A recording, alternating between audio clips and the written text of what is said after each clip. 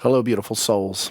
Making a quick video in between mentoring calls that I'm offering today, just to help offer a little insight in response to all of the messages I've been getting lately, not only in the mentoring program, but people that don't have anything to do with it, just friends, family, etc. Seems like everything's up right now. A lot of the relationship stuff is up, and it's all over the place. Exactly what we were told would be happening is happening. First of all, I want to say, above all else, don't shrink back just because other people around you aren't willing to be as open and willing to feel what's up in the moment. What I mean by that is, it's not easy right now. Nobody ever said this was going to be easy. You personally chose to be here at this exact moment in time, to be a conscious light worker, to be able to help others navigate these shifts right now. And the difference between you and others who you may be in relationship with is maybe not everyone around you did choose to be an actual light worker, or what one would say, a conscious navigator, so to speak. Maybe they just chose to be here around this time and space. And maybe you've been through lifetimes of relationship before. But what I'm saying here is the difference between you and others. I think we maybe should be a little less intense on the people around us. Thinking everybody is supposed to be at a certain place at a certain time, or somehow that everybody is so supposed to be as far along as you are. Yet at the same time, I want to say, we're here. We are the ones we have been waiting for. We're here to be active. We're here to be the grounding rod for others. We're here to help others navigate these shifts that are not easy for humanity to get through right now. Funny thing is, I was asked yesterday in a call, am I always so positive, kinetic, and open? And I was like, well, you're getting me in the mentoring calls in a time when I'm very open. She's like, have you ever had any kind of emotional stuff or suffering in your life? And I was like, wow, that was an interesting question, because I would say that compared to most people around me, it's a comparison, I guess, but I've had probably 10 times the amount of suffering that a lot of people would go through, and suicide was something that sat in my lap for decades, long time, just sat there, very persistent, not always necessarily like I was trying to escape, but just, this is the moment right now for all of us that were put here in this dimension, down here in what the ancients called Hades. We call it the world. This is what Abraham Maslow called relativity, as opposed to actuality, which Maslow would speak of as the actual experience of what's happening.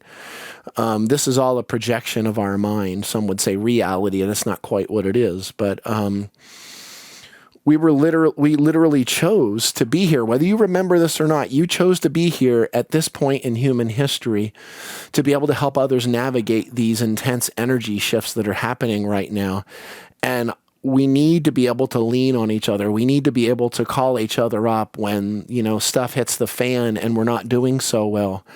I've never had such a proliferation of people asking me also, again, like I said, why does everything seem so easy to you, meaning me? And I'm like, well, the only difference with me is that I did have all the intense suffering, and I do still occasionally have stuff going on.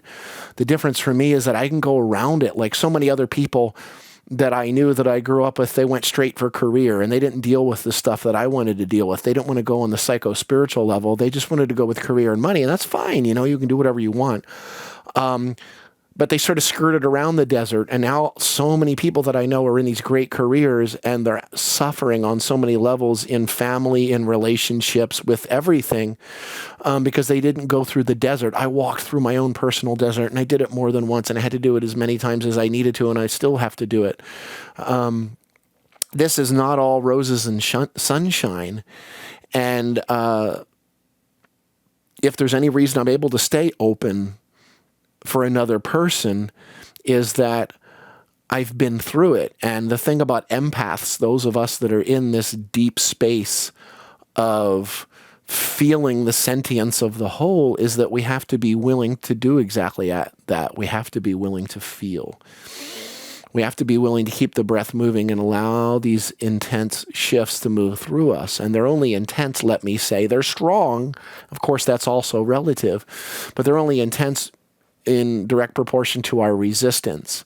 When Yeshua said, love the Lord your God with all your heart, your mind, your soul, your strength, that word strength, chilak in Aramaic, doesn't mean strength as in hold on. Hold on to Jesus, which is exactly 180 degrees perfectly opposite of what that actually meant. It doesn't mean that you have to hold on. What that actually means is that you let go so that your own personal strength can fall away and you come into possession of chilak. You are the conscious vessel of, as I should say, chaya, which is the conscious kinetic energy of life itself. Not that you're holding on, but that it's the absolute subjugation of your own ego through absolute humility. And in your openness, life itself can birth through you. And that's where truth strength resides. This brings to mind an interview. Actually, it was a series of interviews with Mother Teresa, and she was once asked, how can you do all that you do? How can you be out there in the streets of Calcutta doing that, serving people who are literally on their deathbed? And she said, I only see the face of Christ in every person that I encounter.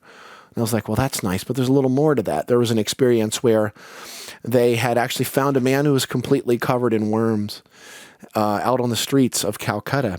And the nuns had brought him back in a cart back to the convent, back to the mission.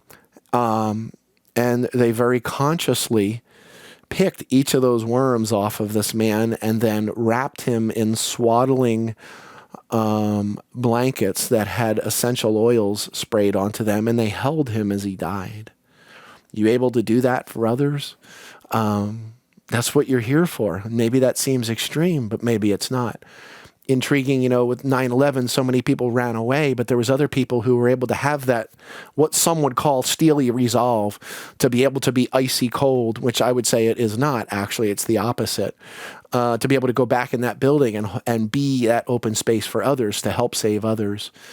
I was driving once on a speaking tour from Crescent City, California into Southern Oregon. This is a little extreme, but it's an example of what I'm speaking of.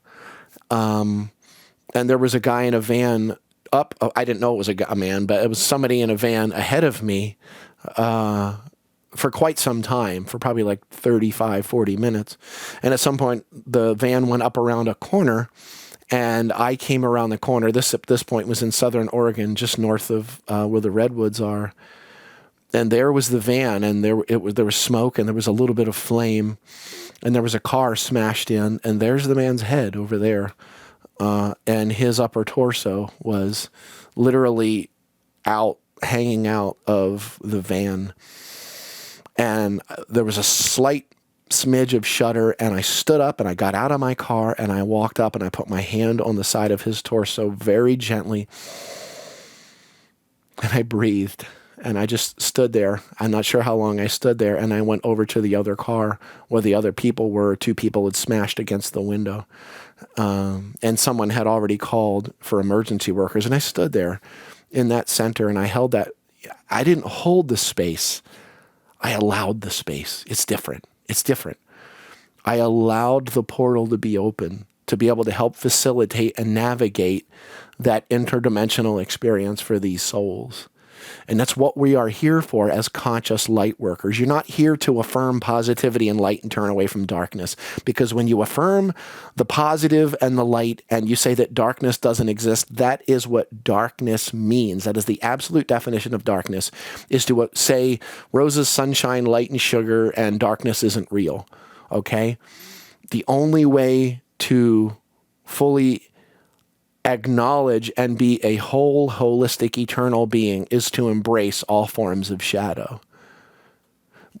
You let the light on in a dark room, the darkness doesn't move out as if it's moving out in a big bubble, or like a big balloon of darkness goes flying out and the light forced it away. The reason being because they're not 2 different energies. No one can come to that point between the light outside the room and in the room and show me the place where it changes from light to darkness. That doesn't exist because they're not, again, it's a continuum. It's a singularity. It's an undivided holiness. There is no line that divides light from darkness. because light and darkness, as we know of, do not exist. What exists is the wholeness, the undivided holiness. You are here to hold people in the bridal chamber. You're here to hold yourself, to be that open space yourself in the bridal chamber. The bridal chamber, it's amazing to me when and I'll do more videos about this. I read so much stuff from all these people on the internet or books or whatever that talk about the bridal chamber and Gnosticism, and they don't have the slightest clue what it is. Bridal chamber is, and one could call the priestesses of Isis and Magdalene are good examples. The bridal chamber has nothing to do with sex, although it can be an aspect of that.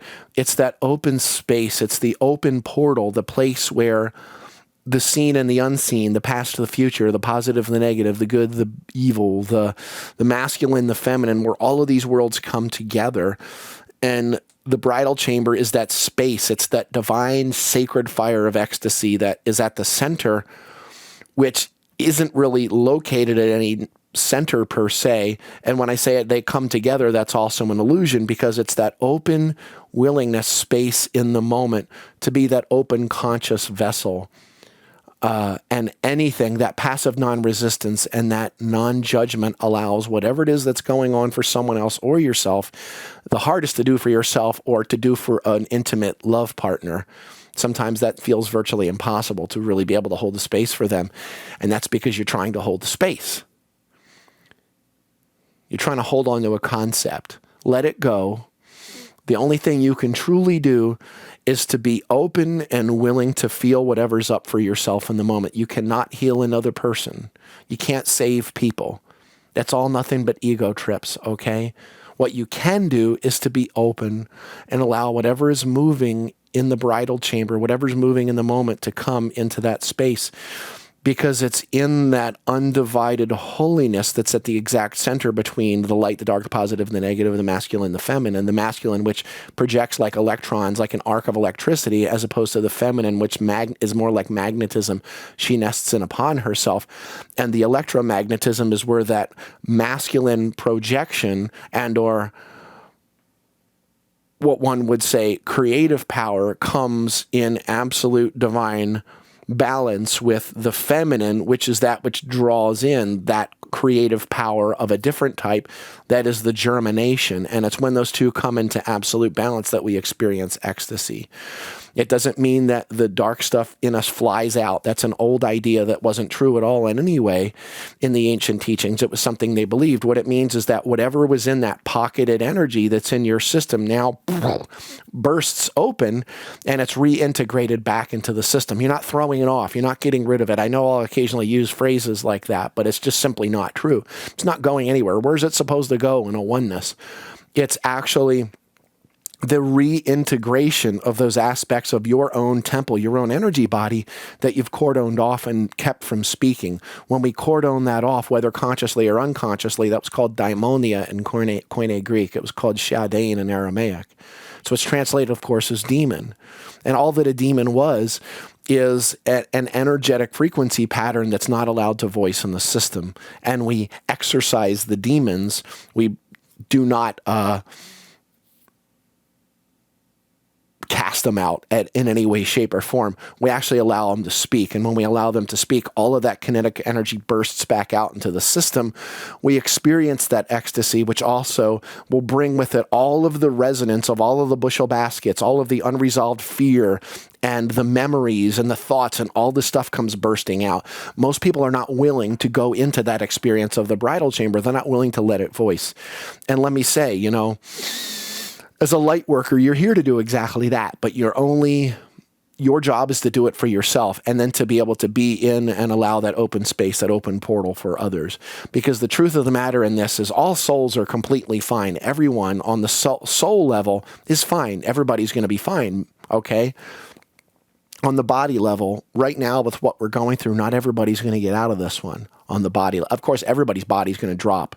But what I'm saying is in these shifts over the next few years, even the next few months, even the next few weeks, from the day that I'm filming this video in late March, not everybody's going to get through this. There's a lot of relationship transitions happening right now. And that means not only massive transitions within relationships, but also a lot of relationships that may have been in place for decades are falling away.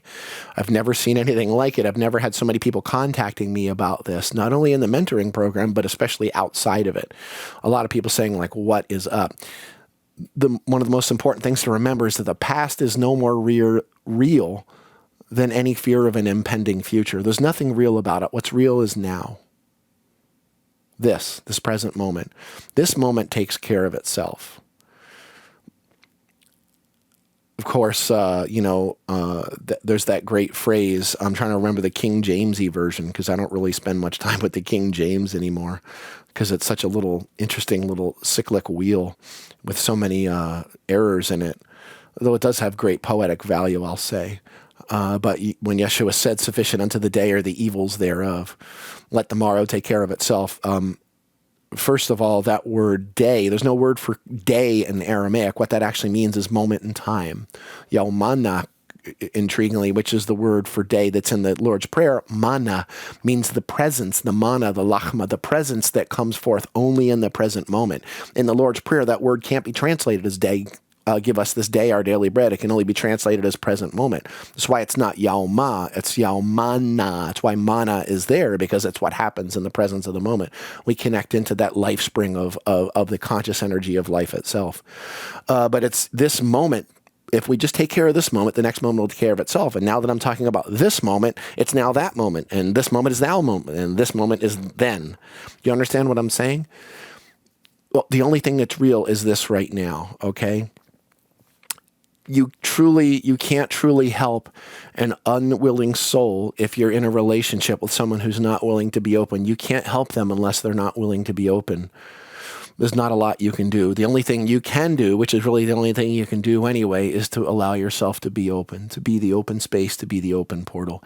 If you ever get into heal mode to heal someone, the only way that can happen is you're not acknowledging something inside of yourself. Don't bite the hook. Don't shrink back and do silent treatments. Yet be able to be the open space and allow someone to go through whatever they're going through. Because what's happening right now is that people are going to feel literally insane as all this stuff dumps out of the system. Half measures aren't going to work. Trying doesn't work. Either you do it or you don't. That's it. The trying thing's cute and won't work anymore. Let your yes be yes and let your no be no. Anything less of it is of bisha in Aramaic. It says of evil or the evil one, even in Aramaic translations, which is awful. To say bisha means evil one is awful, because what the word evil means is unripe. Unripe means not wholly, fully present in the moment, not fertile, tuv, tauba, not fully fertile, conscious aware in this present moment. So anytime that you're not able to be fully open in the presence of this moment, you're evil, which isn't a bad thing per se. It was also an archery term that meant completely off target. You're not able to be open in the presence of the moment, but you know what? You made the choice to be here, to be open in the present moment. That's why we're here. We're the navigators. We are the light workers. That does not make us better than someone else. It just means that we're willing to be the grounding rod for those that aren't able to do that for themselves. The hardest ones to do that for is those in family relationship and intimate relationships. It's not wrong to lean on each other, lean on other light workers. Marketing the sugary persona mask, it's over. It's ending. It's falling apart. People aren't going to accept that anymore. It happened for, especially the last few decades, really it's happened for a long time in American culture, probably 60, 70 years. And it was cute, and it was nice, and it's great to look back on and have the bubblegum feeling about it. But unfortunately, the marketing of the sugar persona, the positive only persona, has mistaken positive as bad and negative, or positive as good and negative as bad. Or maybe you can wobble that in the other direction. The positive is masculine, the negative is the feminine. That doesn't mean good and bad. That means actually creative empowerment versus, let me actually put it this way, the part that's not good is either feeling empowered, which we mistake as positive, or feeling disempowered, which we mistake as negative, which it is not the same. It's actually not that at all. The masculine is that that which seems to project out, and the feminine is that which receives. And there's no good and bad in that. That's what positive and negative really are. But again, like a battery, you can't find a place in the battery where it changes from negative to positive, because it's not two different energies. It's two singularities of one undivided continuum. The bridal chamber, the present moment, this moment here, is in the space of the present moment. It's the open portal at the center where it's neither this or that. It's just open, and it's non-judgmental. It's passive non-resistance. You were here, you were put here to be a navigator of that space. How do you do it? Remember to keep breathing, because if you're not breathing, you're not alive. The only unforgivable sin was blasphemy against the Holy Spirit. Blaspheme in Aramaic means to cut apart, cut something away from its true source, from its true holiness, okay? And Holy Spirit is the all-embracing breath of God, Ruha de Kudsha, she who undoes the errors and the effects of our ways of being and thinking. So she can't move in if we're not breathing. So the unforgivable sin isn't saying, oh, go to hell, Holy Spirit. That's total crap. It's an ego trip. The blasphemy is just locking your breath down. So keep your breath moving. If the only reason you suffer is because you resist, your suffering is in 100% absolute direct proportion to your resistance, and there's never an exception to that. So when others around you, people are going to look like they're completely losing their mind right now, okay? They're going to feel insane, like they can't control their thoughts, but the only reason they're experiencing it is because they're resisting. And they'll say, it doesn't work. I've tried breathing. I've tried doing this.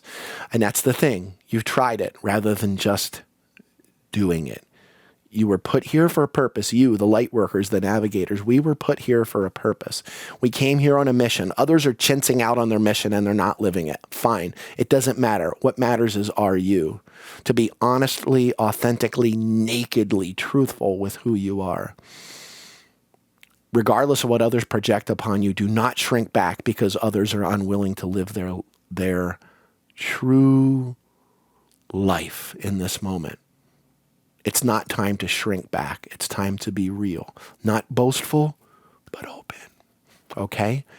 So I'm going to have more videos coming in the next few days and weeks, because I've never felt such a need for people to have the guidance of navigation for that. Without the religion, without the BS of ideas, and without just talking about cute little platitudes, but what's actually real. Okay? So until the next moment, let's stay open. Stay open. Keep breathing. This is the now that we were put here for. We are the ones we have been waiting for, and it is time. It's now. Namaste.